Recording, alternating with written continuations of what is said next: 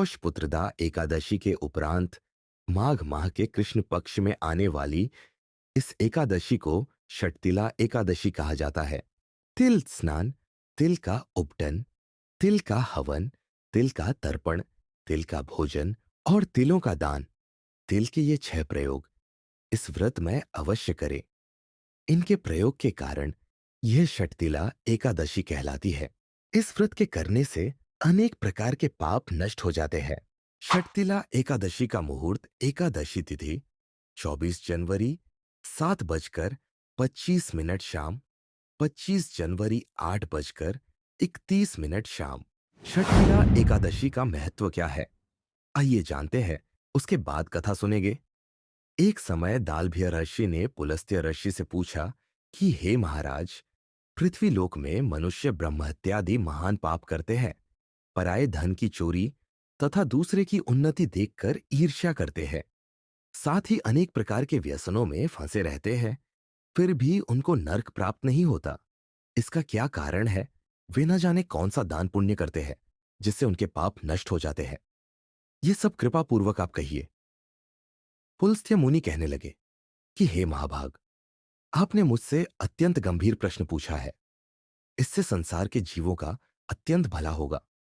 इस भेद को इंद्र आदि भी नहीं जानते, परंतु मैं आपको यह गुप्त तत्व अवश्य बताऊंगा। उन्होंने कहा कि माघ मास लगते ही मनुष्य को स्नान आदि करके शुद्ध रहना चाहिए।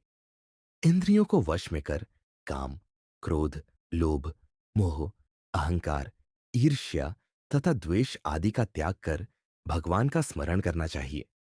पुष्य नक्षत्र में गोबर, कपास, तिल मिलाकर उनके कंडे बनाना चाहिए। उन कंडों से 108 बार हवन करना चाहिए। उस दिन मूल नक्षत्र हो और एकादशी तिथि हो तो अच्छे पुण्य देने वाले नियमों को ग्रहण करें। स्नानादि नित्य क्रिया से निवृत्त होकर सब देवताओं के देव श्री भगवान का पूजन करें और एकादशी व्रत धारण करें। रात्रि को जागरण करना चाहिए। उसके दूसरे दिन धूप दीप नैवेद्य आदि से भगवान का पूजन करके खिचड़ी का भोग लगाए। तत्पश्चात पेठा, नारियल, सीताफल या सुपारी का अर्घ्य देकर स्तुति करनी चाहिए। हे भगवान, आप दीनों को शरण देने वाले हैं, इस संसार सागर में फंसे हुओं का उद्धार करने वाले हैं। हे पुंडरीकाक्ष, हे विश्वभावन, हे सुब्रह्मण्य, हे पूर्वज, हे जगतपते, आप लक्ष्मी जी सहित इस तुच्छ अर्घ्य को ग्रहण करें। इसके पश्चात जल से भरा कुंभ, घड़ा ब्राह्मण को दान करें तथा ब्राह्मण को श्यामा गौ और तिल पात्र देना भी उत्तम है। तिल स्नान और भोजन दोनों ही श्रेष्ठ है। इस प्रकार जो मनुष्य जितने तिलों का दान करता है उतने ही 1000 वर्ष स्वर्ग में वास करता है। इतना कहकर पुलस्त्य कहने लगे कि अब मैं तुमसे इस एकादशी की कथा कहता हूं।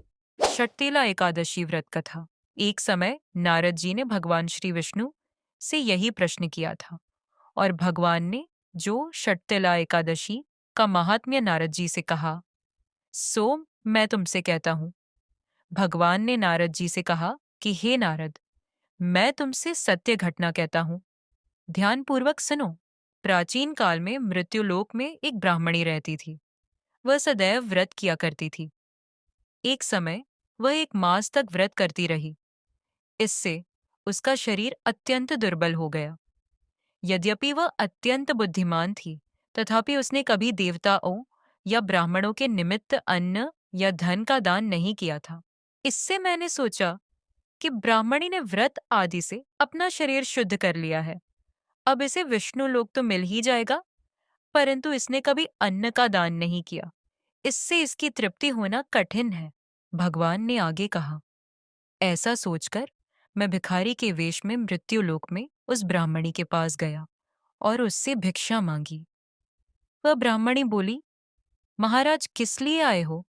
मैंने कहा, मुझे भिक्षा चाहिए। इस पर उसने एक मिट्टी का ढेला मेरे भिक्षा पात्र में डाल दिया। मैं उसे लेकर स्वर्ग में लौट आया।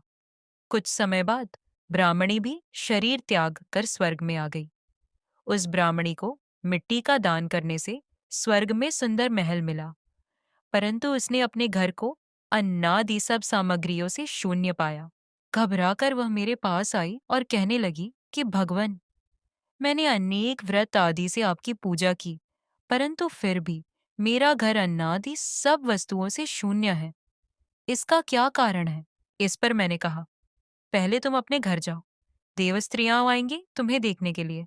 पहले उनसे षटतिला एकादशी का पुण्य और विधि सुन लो, तब द्वार खोलना। मेरे ऐसे वचन सुनकर वह अपने घर गई। जब देवस्त्रियां आईं और द्वार खोलने को कहा तो ब्राह्मणी बोली, आप मुझे देखने आई हैं तो षटतिला एकादशी का महात्म्य मुझसे कहो। उनमें से एक देवस्त्री कहने लगी कि मैं कहती हूँ। जब ब्राह्मणी ने षटतिला एकादशी का महात्म्य सुना, तब द्वार खोल दिया। देवांगनाओं ने उसको देखा कि न तो वह गांधर्वी है और न आसुरी है, वरन पहले जैसी मानुष्य है। उस ब्राह्मणी ने उनके कथनानुसार षटतिला एकादशी का व्रत किया। इसके प्रभाव से वह सुंदर और रूपवती हो गई तथा उसका घर अन्नादि समस्त सामग्रियों से युक्त हो गया। अतः मनुष्यों को मूर्खता त्याग कर षटतिला एकादशी का व्रत और लोभ न करके तिलादि का दान करना चाहिए। इससे दुर्भाग्य, दरिद्रता तथा अनेक प्रकार के कष्ट दूर होकर मोक्ष की प्राप्ति होती है। इस प्रकार षटतिला एकादशी व्रत कथा समाप्त हुई। ऐसे वीडियो देखने के लिए हमारे वीडियो को लाइक और चैनल को सब्सक्राइब जरूर कर लेना है। मिलते हैं नेक्स्ट वीडियो में।